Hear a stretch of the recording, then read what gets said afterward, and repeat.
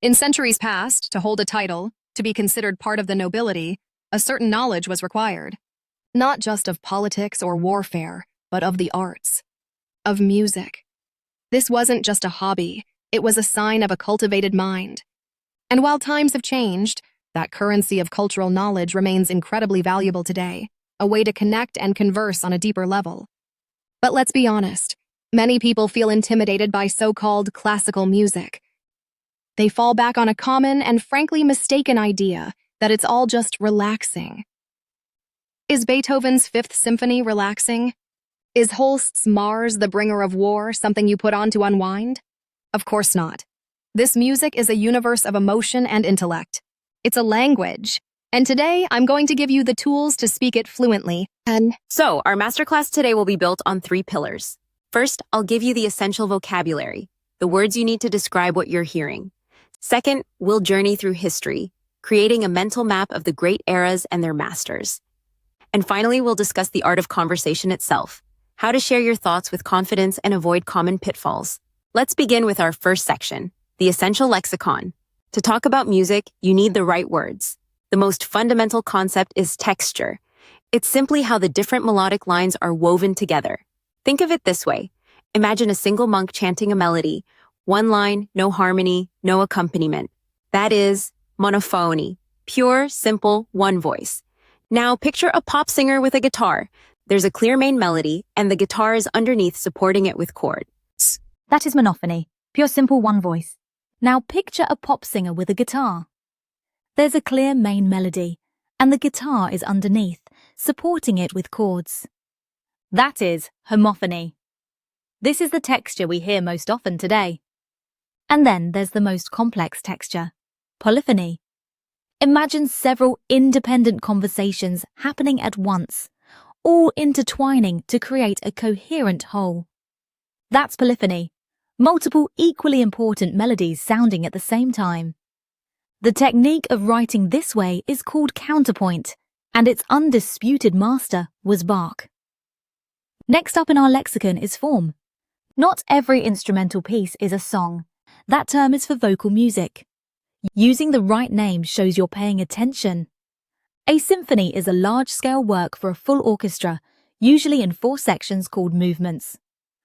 A concerto is a dialogue, a showcase for a solo instrument like a piano or violin playing with the orchestra. It typically has 3 movements. And a sonata is a more intimate piece, written for just 1 or 2 instruments, like a piano alone. Knowing these forms is like knowing the difference between a novel, a short story, and a poem. One last crucial distinction, the harpsichord versus the piano. You'll hear it in Baroque music. The harpsichord has a bright, metallic sound because its strings are plucked, like a guitar. This means you can't change the volume by how hard you press the key. The piano, originally called the fortepiano, was a revolution. Its strings are struck by hammers. This allows the player to create dynamics, to play piano, soft, or forte, loud.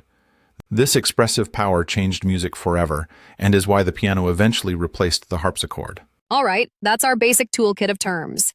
Now let's move to our second pillar, the map of history. A timeline to place these composers and their sounds. We start in the Renaissance, from about 1400 to 1600. This is the golden age of vocal polyphony. The music is complex, woven like a sonic tapestry, primarily for the church. Composers to remember are Palestrina, or the Great Spaniard, Tomás Luis de Victoria. From there, we burst into the Baroque era, from 1600 to 1750. The key word here is ornamentation. The music is dramatic, grand, and highly decorated. This is the age of Vivaldi's Four Seasons, Handel's Messiah, and above all, the architectural genius of Johann Sebastian Bach. After the grandeur of the Baroque comes a desire for clarity, balance, and elegance. This is the classical period, roughly 1750 to 1820. Melodies become simpler, more song-like, with clear homophonic accompaniments. This is the era of Haydn, the father of the symphony, the divine Mozart, and a young firebrand who would soon change everything. Ludwig van Beethoven. He serves as the bridge to our next era. Romanticism, from about 1820 to 1900. Here, the primary rule is the expression of individual emotion. Music explores the extremes of passion, nature, and the supernatural. Orchestras get bigger, and the virtuoso performer is born. Think of Chopin, Liszt, Wagner, and Tchaikovsky. Finally, we arrive at the 20th century, an explosion of new ideas. The old rules of harmony are broken. We get the atmospheric sound paintings of Debussy's Impressionism, the jarring emotional intensity of Schoenberg's Expressionism, and the return to older forms with a modern twist in Stravinsky's Neoclassicism.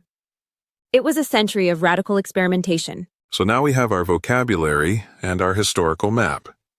This brings us to our third and final section, the art of conversation. How do we use this knowledge? First, let's enrich our descriptive words. Instead of just saying a piece is nice or pretty, try something more specific. Is the music serene or majestic? Is it agitated or placid? Is the performance vigorous or delicate? Using precise adjectives shows you are listening actively and thoughtfully. Second, let's recap the common mistakes. We've already debunked the "it's all relaxing" myth. Another is calling everything a song. Remember, that's for vocal music. For instruments, use piece, work, or the specific form like sonata or concerto. Also, don't confuse the classical period, the era of Mozart, with the general term classical music, which spans centuries. And my final point on conversation, perhaps the most important: ask intelligent questions. A good question shows more insight than a bold statement. Instead of saying, Bach was a mathematician, you could ask, I've always been fascinated by the debate around Bach. Do you see his work as a conscious mathematical construction, or as a form of deep spirituality that naturally results in a perfect order? Instead of, I like Mozart more than Haydn, you could try, it's remarkable how Mozart took the structures Haydn perfected and infused them with such a singing, operatic quality. Don't you find that in his work, every instrument seems to aspire to be a human voice? These kinds of questions open up dialogue and show you're thinking deeply about the music. So there you have it. We've built a lexicon, we've drawn a map of history, and we've explored the subtleties of conversation. The next time you're at a concert or listening to a recording, you won't be a passive bystander. You'll be an active participant. You'll be able to identify the texture, recognize the form, and place the work in its proper context. Music is not a secret code reserved for a select few. It is a universal language of human experience. My hope today is that you now feel more confident to engage with it, to question it, and to share your thoughts about it with the elegance and insight it truly deserves. Thank you.